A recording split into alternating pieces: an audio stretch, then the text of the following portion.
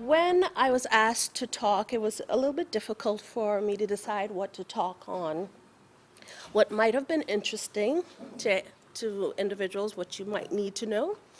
So ultimately, we decided to give a little talk on vaccination. And today I'm going to focus on why vaccinations are important. I think they're important to protect, they're important to prevent diseases, and they're important to preserve life. Now, I don't know how many of you have been watching the news recently, but there's been a lot of talk about vaccination, and this isn't new. It's been periodically in the news over the past several years. But in terms of this talk, we're going to talk a little bit about vaccination in terms of the definition, so we're all on the same page. We're also going to take a step back and look a bit at the history of the vaccination, purpose for vaccination, and discuss a little bit about the controversies that exist in vaccinations. So a lot of us use vaccination and immunization interchangeably, but there is actually a slight difference between the two. When we talk about vaccination, it's administering a vaccine, and the vaccine can be composed of a modified organism, a weakened organism, a killed organism, a part of an organism. But the whole purpose of giving the vaccine is to help your immune system to generate a response so that it prevents you from actually developing a disease. The prevention part, or getting your body to respond, is for you to have immunity, and that is immunization. So they kind of go hand in hand. As I talk, sometimes it will seem as if I'm using them interchangeably, but what I want you to understand is we vaccinate in hope of making a patient immune to developing a disease process. When I was doing my revision for vaccination, I went back and looked at the history of vaccines, and it was rather interesting. About 429 BC, which is quite a long time ago, probably before many of us was born, hopefully, there was a gentleman. He wasn't a physician, but he made an astute observation. He noticed that individuals who had smallpox, who actually survived the disease process, they didn't seem to get reinfected. So something fundamentally changed in the individual that made them a little bit resistant to getting a disease process again. So that was the first thinking about what happens when we get exposed to an organism that causes a disease process. So let's fast forward about several hundred years later. The Chinese actually developed a primitive form of immunization known as variolation. And essentially, as gross as it sounds, they took tissues or scrapings from the scab of persons with smallpox, and they introduced it to healthy persons with the thinking that it will prevent them from developing the disease. Good thinking. I don't know how excited I would have been that somebody's taking diseased tissue and exposing it to me, but it seemed to work. And so for the next several hundreds of years, it was being practiced. And it seemed to have some benefit in terms of decreasing the amount of individuals getting smallpox. It became widespread. In the 1700s, it actually made its way to Turkey and eventually to England and ultimately to the United States, or the New World as they referred to it. And they kept on doing it and finding that there was some benefits. But it wasn't until 80 years later, around 1780, that Edward Jenner discovered the modern form of immunization. And the modern form of immunization is we take something, it gets injected, and it's hoped that it prevents disease. He developed and improved on the vaccination process that was being practiced. And in fact, his discovery and modification was the reason why he was given, an institute was founded, and he was awarded funding for further development of vaccines. And as they learned more over the years, we find that there was improvement with the vaccine, and they developed more vaccine for other disease process. But as this was going on, just how some people were happy about the improvements in terms of vaccination, there were a group of individuals who strongly opposed vaccination, and that was for many different reasons. One of the prevailing issues was if the government or the governing body made it compulsory for people to be vaccinated. A lot of persons have issued with being told what to do with their own body, so that was one of the reasons there was opposition. Additionally, the thinking behind it, the science behind it, some persons had concerns or were not comfortable with it. So there were several reasons why there was opposition. So from the 1800s to today, there have been two dueling sets of people, those who are for vaccination and those who are against vaccinations. In the 1880s, we continued to develop and to grow, and they developed a vaccine against rabies. And rabies is one of those conditions where persons can have neurological changes, they can have seizures, foaming at the mouth. It's a horrific way to die, and we don't have any effective treatment. But Edward Pasteur actually improved the rabies vaccine during this time period. And there was another Japanese individual, physician, who developed identified the antitoxins for diphtheria and tetanus. Around 1890, Emil von Behring also discovered the causative agents for diphtheria and tetanus, and vaccines were developed. Later down in the 1920s, there were many different vaccines that became more readily available, and we were now developing more for some of the common infectious disease processes that were plaguing us during that time period. So there was your smallpox, there was your measles, there was your mumps, there was your rubella, there was your diphtheria, and there were your tetanus. In 1955, polio vaccine was developed and started to be administered. And polio is a condition where it can lead to neurological deficits. And if you can see, I don't know how clearly the picture is showing, this is several kids who have polio. They have weakness, unable to walk upright, they lose power in their lower extremities, and this is rather debilitating. Luckily for us, the polio vaccine was developed, and we have had a significant decline in polio-related diseases. In 1956, the World Health Organization decided that they would make a very strong effort to eradicate smallpox. And by 1980, it was said that smallpox had been eradicated from the world. And we haven't really seen a case of smallpox since, I believe, like the late 1970s. Taking a step forward, over the years, more and more vaccines have been developed, some of which I'll point out in a second. But in 2008, a scientist received the Nobel Prize because he developed that there was a virus that was associated with the development of cervical cancer. So many of us are familiar now, or should have heard, because it's been in the news time and time again, about the human papillomavirus and its link with the development of cervical cancer. Also, within Europe, the NHS decided to vaccinate their young girls against cervical cancer, and that's using vaccine targeted at the HPV virus.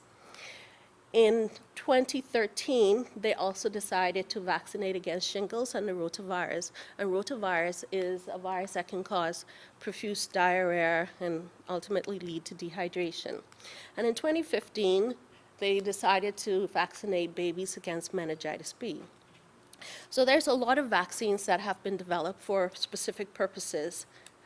Now, if you look at the history, all of these conditions have had some form of vaccine developed in hope of preventing diseases.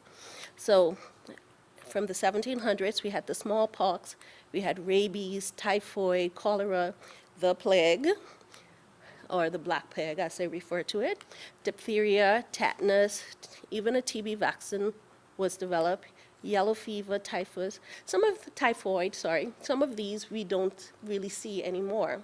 Now, most of us have not thought about vaccination or paid attention. When I was growing up, we got vaccinated. That's what happened. My parents were vaccinated. I got vaccinated. Those of you who have children, I have a dog. Those of you who have children probably had your children vaccinated. We don't really think about it much anymore. It's just something that's done. But as we look, we continue to develop vaccination for more and more process. So Haemophilus influenza is one of those ones that we now vaccinate our children. We are familiar with cholera, varicella zoster, which is the chicken pox, and we have things like rotavirus, pneumococcus, meningococcus, now that there are vaccination for. So the question now becomes is where does this fit in for us as adults? I deal with adults, not so much children. But vaccines become important because they actually do a wonderful job at helping to prevent disease in our population. So how do vaccines work? This is just a schematic, and this is from one of the journals illustrating in animals, but I'll show you it in human. But to keep it simple, remember how I said that a vaccine, we use either a killed, modified, or part of a microbe or organism? Well, this is an example of an organism being given a vaccine. The vaccine itself is not supposed to make the organism sick, but it is supposed to stimulate the development of these antibodies. And the antibodies is programmed so that when the organism or the animal gets exposed again to a real disease or real organism that can cause disease, these antibodies are here to prevent disease from developing. So let's take a bigger look. How does vaccination promote immunity in us? Simply put, when we give a vaccine, there are specialized cells within the body known as antigen-presenting cells. Basically what they do is they take in that protein or that organism, break it down into pieces, and those pieces are presented to our immune system.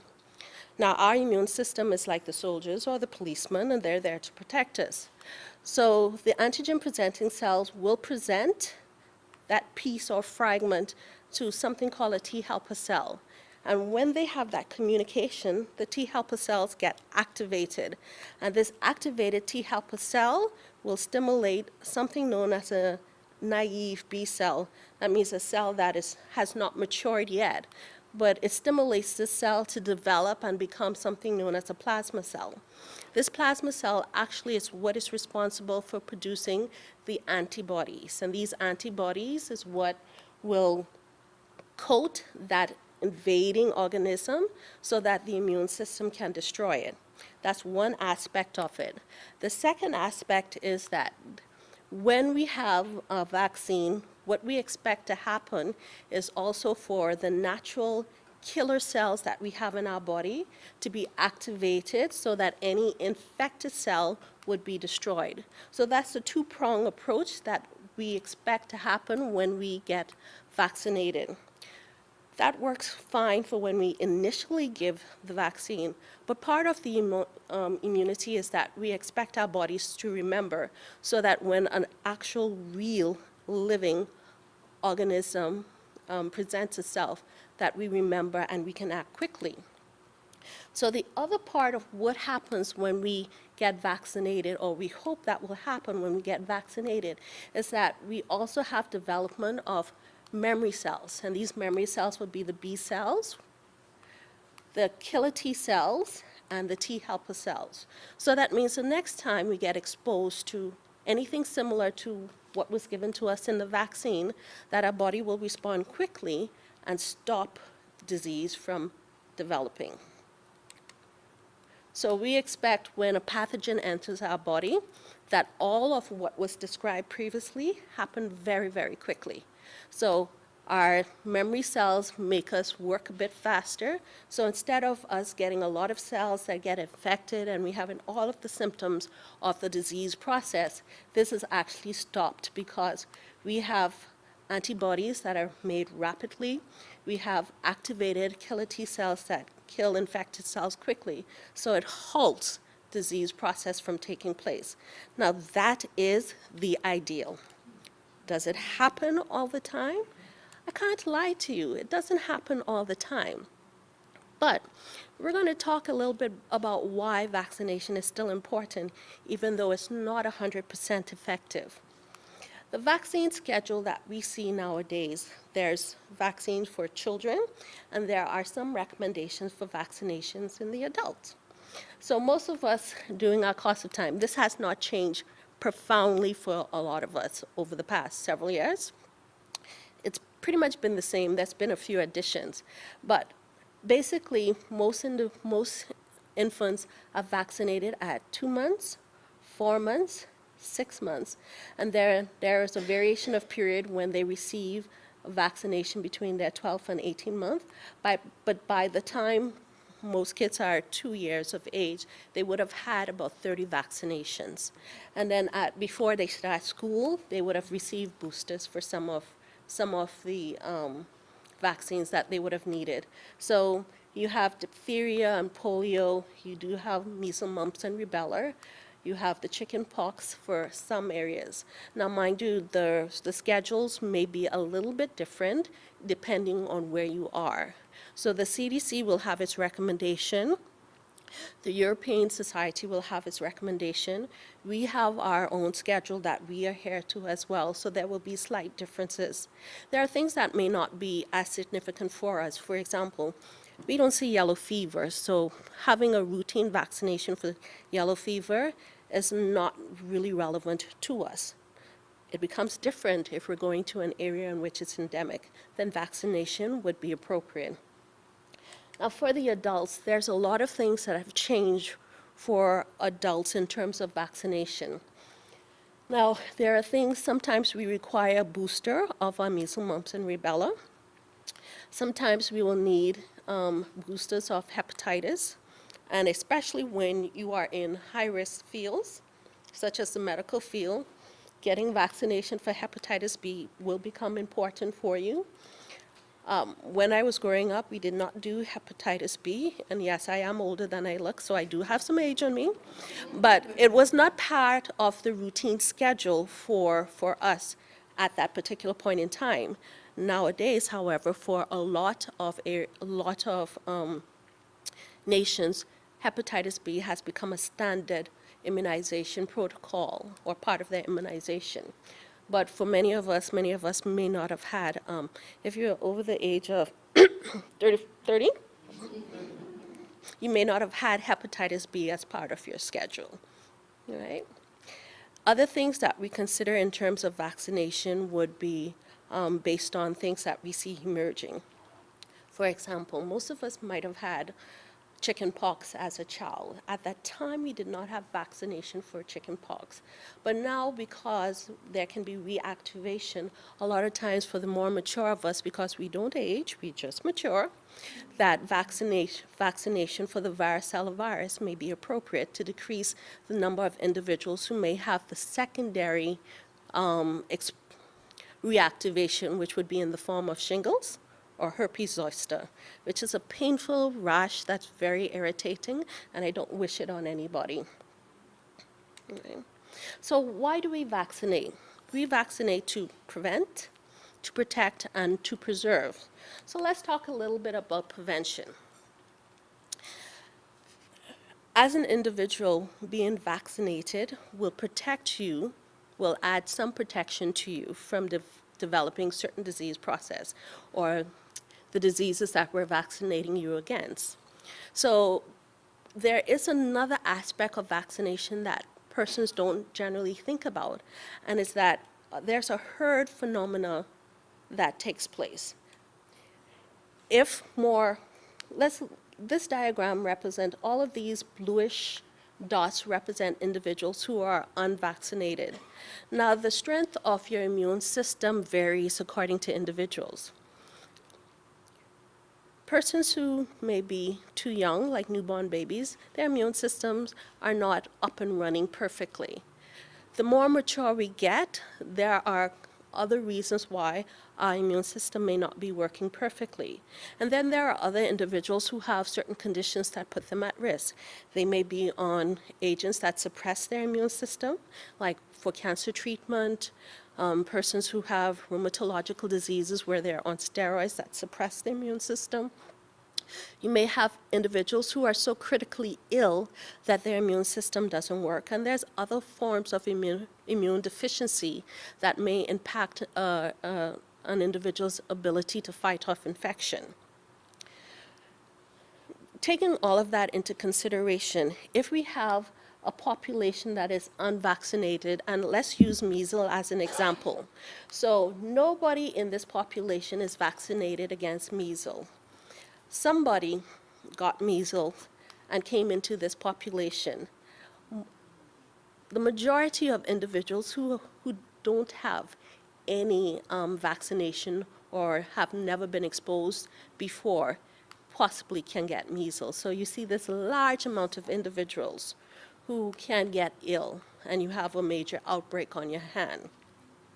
However, let's take the same community of individuals. The green represents persons who have been vaccinated. So when they get vaccinated against measles, the blue are the unvaccinated individuals. So if they get exposed, those who are vaccinated, and let's say we presume that they have immunity, will not get the disease. Those individuals who are unvaccinated will likely get the disease.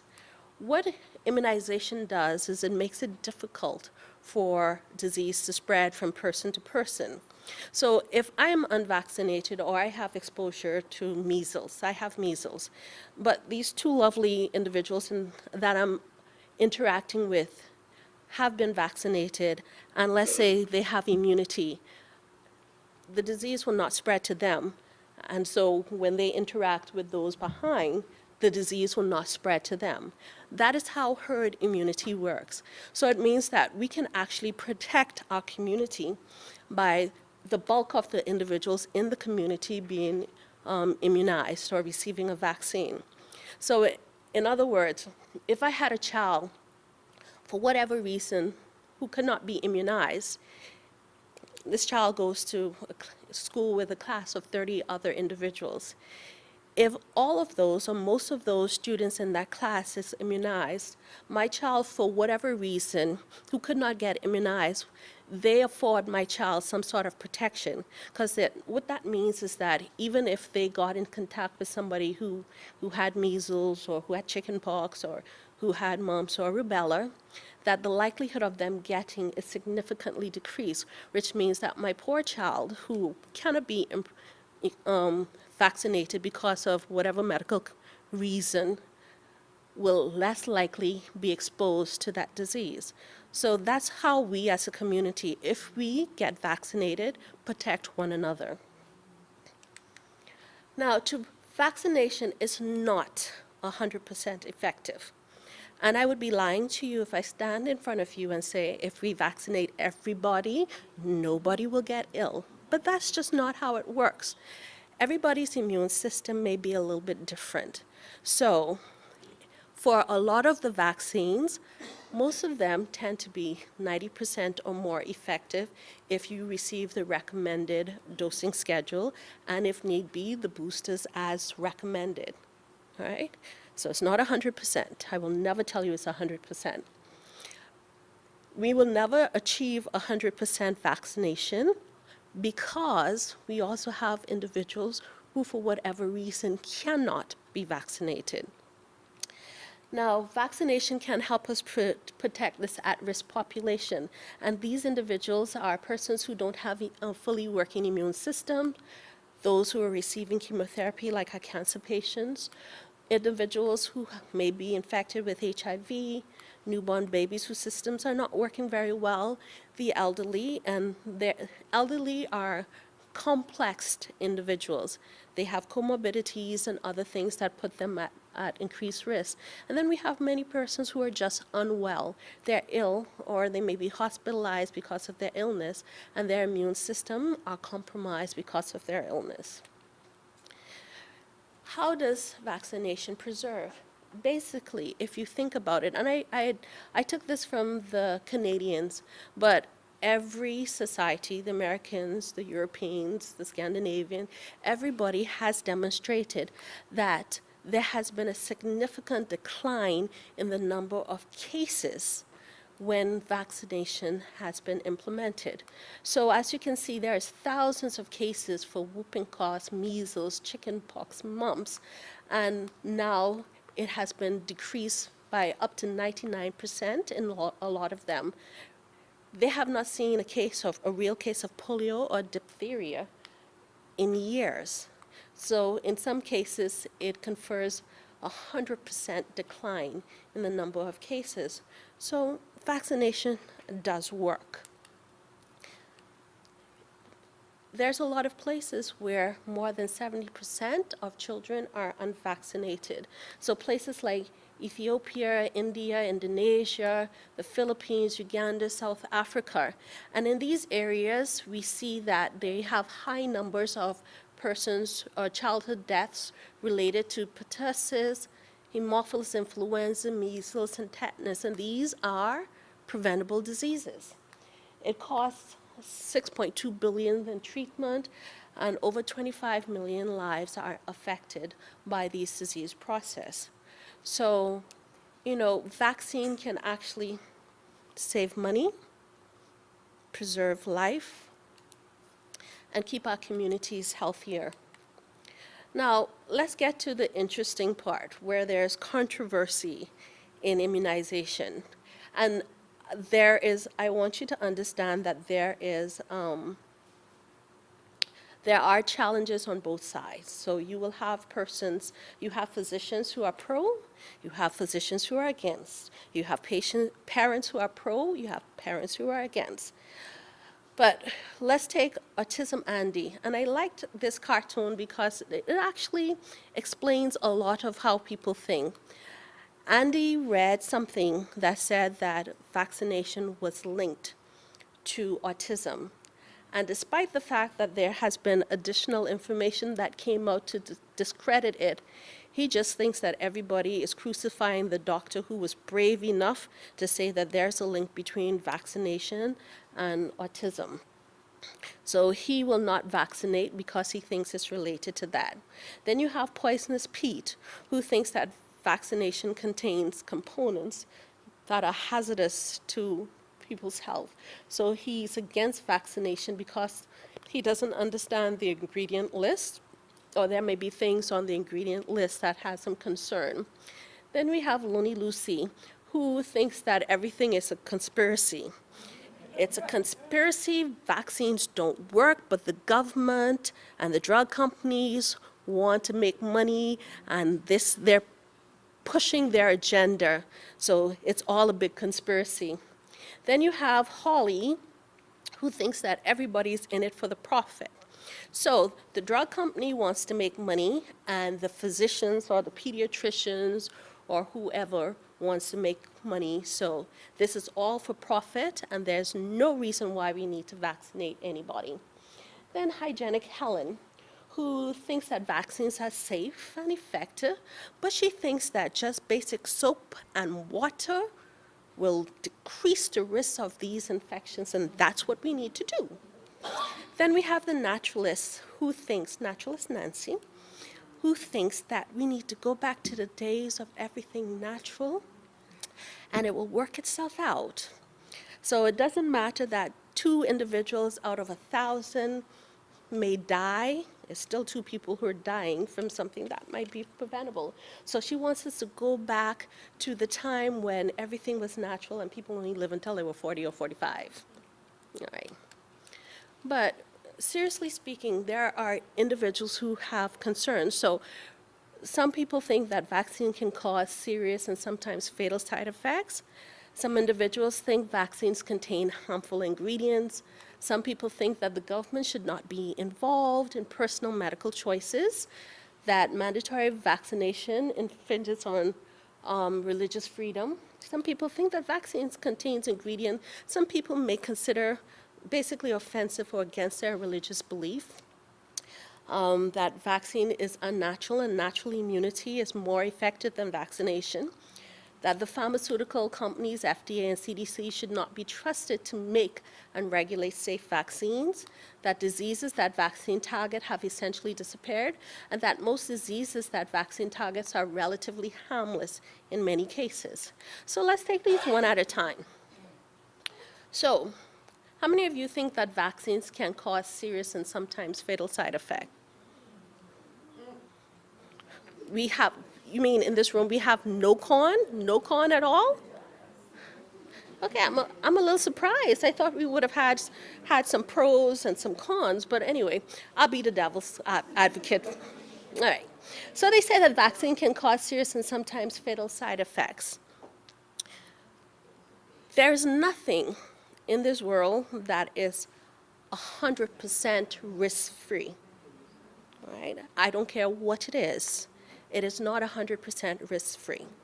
So, like people say, the medications that we as physicians prescribe, I say they come with their benefits and they come with their risk. Herbal medications come with their benefits and they come with their risk. So, the concerns are that they can cause serious fatal side effects. So, one is that it causes autism. Well, there was a paper that was printed in a medical journal called The Lancet that the author linked vaccination with the development of autism. Many of the medical societies and bodies have actually debunked this. There's no clear linkage between autism and vaccination.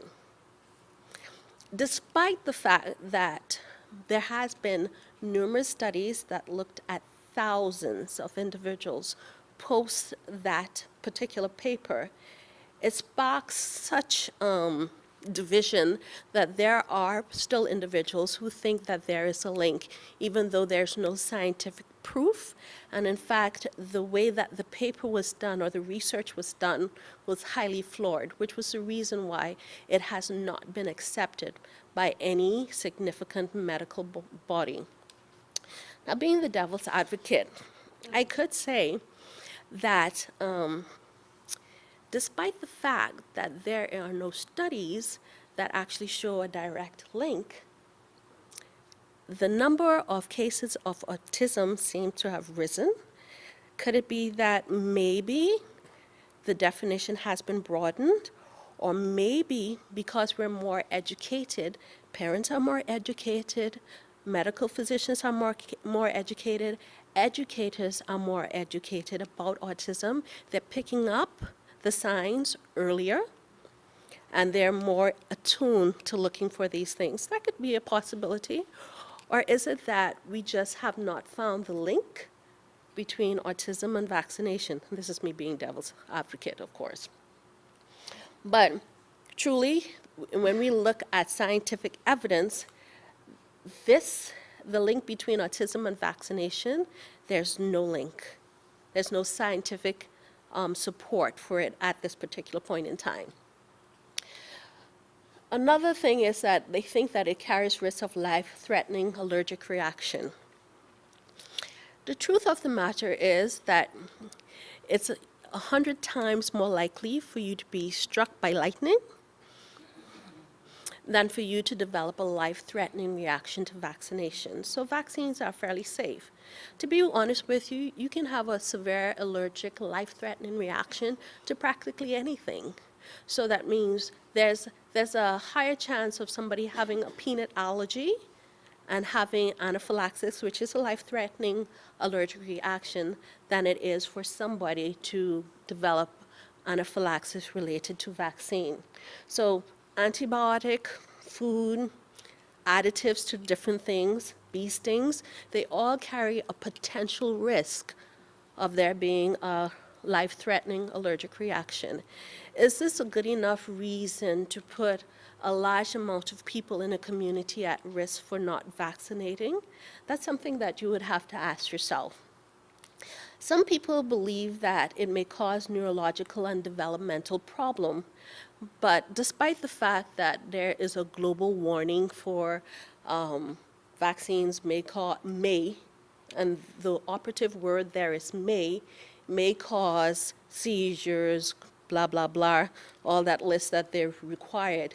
There's no true evidence or linkage that says that it actually causes these things in children. However, what we do know for a fact is that the numbers of death related to a lot of these processes or disease process that we treat has been significantly decreased. Vaccines contain harmful ingredients. Okay, so there are trace, and trace means minute. Mercury or aluminum that may be as additives in vaccines. It's so insignificant that you would get the amount of trace mercury that may have been in vaccines at one point in time. It requires you to, for you to get that amount of trace, it's like eating what? Maybe a spoonful of tuna, canned tuna. Aluminum that they're talking about, which is trace, infants get more aluminum from their breast milk and from their infant formula than they do in the vaccine. So it's not significant. And in fact, what has happened is that all of the vaccines for children under the age of 6, they've removed out the mercury out of it. It was trace anyway, so. But some people would argue that even trace amounts may cause neurological issues. Is there any evidence to support that? Not really. But, you know, sometimes it takes a while before that evidence becomes available.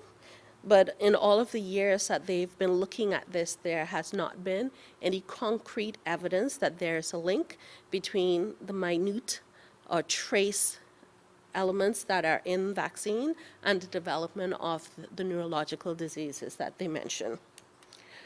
Government should not interfere in personal medical choices.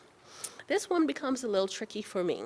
I do believe that individuals are supposed to have their own personal choice about how they govern their bodies and what they have happen to their bodies. But I have to look at the wider picture. If half the people in this room decided not to get vaccinated, okay, and we have in our population a third group of individuals who, for whatever reason, are at risk. Is it okay for, just because it's my personal belief that I don't have any evidence to support that vaccination is truly harmful, that I run the risk of there being an outbreak that can spread to individuals that will end up killing off the ill, because they're the ones that tend to die from these benign infections that people like to say vaccines treat, or the newborn babies, or the children who has their immune system compromised, or the individuals who are making a gallant effort to fight off cancer. Is it okay for us as a community to put them at risk? I have my own personal belief. People will have to determine in their own minds whether or not it truly is an issue if the government mandates that we all be immunized. And I think that we need to take a step back and understand most of the time, and I have to say most of the time it is these decisions are made for the greater good, and the greater good is to protect as many of the individuals in a community. Now, mandated vaccines infringe upon constitutional protective religious freedom. This one gets a little bit technical, so there are not too many there's not too many religions that will have issues with vaccination. However, there are a few because of how the vaccines may be developed. For example, if there are cells that are used from a pig or a cow or a monkey, there may be some religious belief that find that abhorrent, and it will become an issue for them. So the mandatory vaccination of this population may actually cause a conflict because of their religious belief. What is an easy way to address that? I personally cannot say. This becomes a little murky.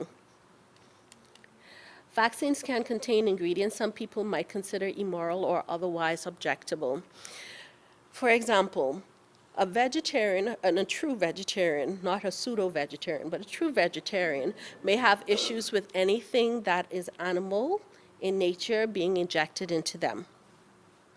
Understood. How do we get around that? That's a little difficult.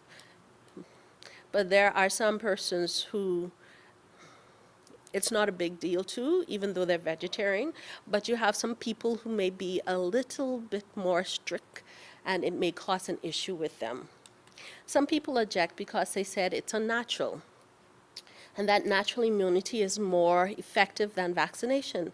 Natural immunity is more effective than vaccination. That's a given, it's understood.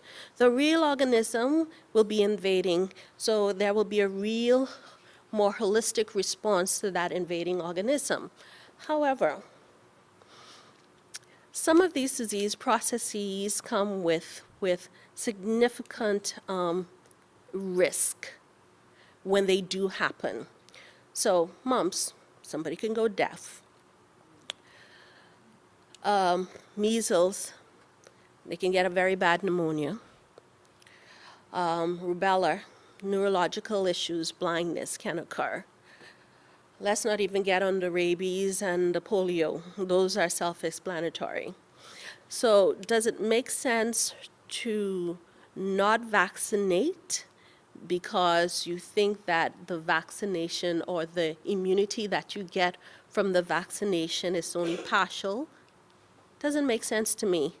I prefer to be vaccinated, and even if it's an 80% chance that I will not get the actual disease, I think those are very good odds, as opposed to waiting for a natural immunity, which may leave me with disability, or worst case scenario, some of them actually cause death. Doesn't make sense to me, and so it doesn't balance out with the thinking for some individuals as justification for not to receive vaccination. Well, I love this one. The pharmaceutical companies, FDA, and CDC should not be trusted to make and regulate safe vaccine. That one I have to go, Why should not a governing body be trusted to try and do these things?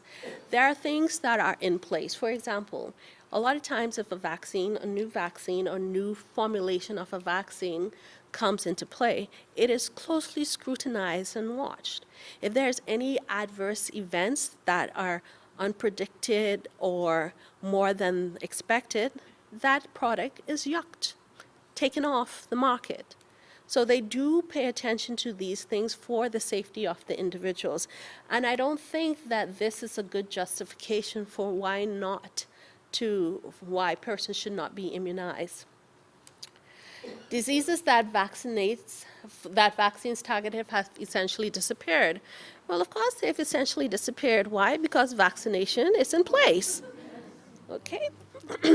So, some of the naysayers would like us would like to say that, for example, smallpox was already on the decline before immunization came into place. Well, in part, that is correct, that it was on a decline before we actively started immunization. But there were several things that came into play at the same time. One is that there was a greater understanding of hygiene. It used to be that a physician, a caregiver, a bloodletter, way back when they used to practice all of that stuff, would go from one patient.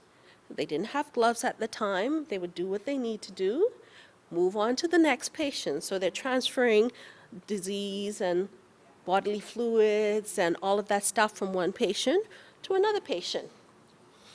Now, because as simple as washing your hands made such a big difference, of course it would cut down the amount of disease that we see, but it definitely was not responsible for the decline and eradication of some of the diseases that used to be there. So vaccine did play a role in it. And the reason we haven't seen smallpox and they stopped vaccinating for smallpox years ago was because they did such an effective job that it actually basically disappeared. Okay? And we attribute that to vaccine and not just soap and water. Okay? Now, most diseases that vaccines target are relatively harmless in many cases. So let's take things into perspective. Measles. I love using measles. It's an easy one. Everybody's familiar with measles. In the US, they used to have 3 to 4 million cases with 500 to 600 deaths. When they started their massive immunization, that has significantly decreased. They have hardly had any measles-related deaths, and outside of the recent outbreaks that they have had in 2013, 2014, and 2015, and they think that some of that is related to the fact that there are a whole lot more persons who are not getting vaccinated, why we have the outbreaks. Now, there has been conflicting information that's out there as to who the outbreak started in. But for the most part, the information that I was able to obtain suggests that 80% of the individuals in the 2014 outbreak of measles in the US were unvaccinated individuals. And for the US, even if everybody was vaccinated, there are areas in the world where vaccination does not routinely happen with most of the population.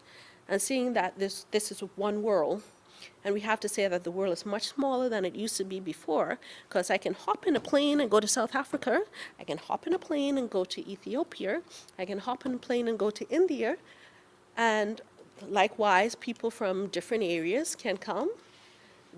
And measles is still being seen there, it can be brought to us. All right? So it is still important that the people get vaccine. I find it horrible to think that it's okay for anybody to potentially die from a disease that we can prevent. So for me, yeah, measles will give you a rash, give you fever, it can cause pneumonia, tends to be worse in adults, it's not as bad as in childhood, but it still can cause death. So these relatively harmless things that they're talking about, there are potential complications that can be devastating. So it is not all relatively harmless. And I think that it's important for us to appreciate that prevention is probably the best route to go most of the time. So vaccine preventable diseases can be dangerous, life-threatening, disfiguring, impair quality of life, such as polio, or it can be dangerous in terms of sometimes we don't have a cure, and it can actually lead to horrific death, like things like tetanus. You don't ever want to see anybody with a true case of tetanus, because it's like having a continuous seizure, spasming, chest spasm, can't breathe, muscles are tense, extremely painful, and we don't have a cure. So it's a horrible way to die. Vaccines are relatively safe. There's no significant evidence to say otherwise, that they're not safe. And vaccination has been proven to be effective. You've been watching Doctors Hospital Distinguished Lecture Series, presented every third Thursday in the month. Thank you for joining us.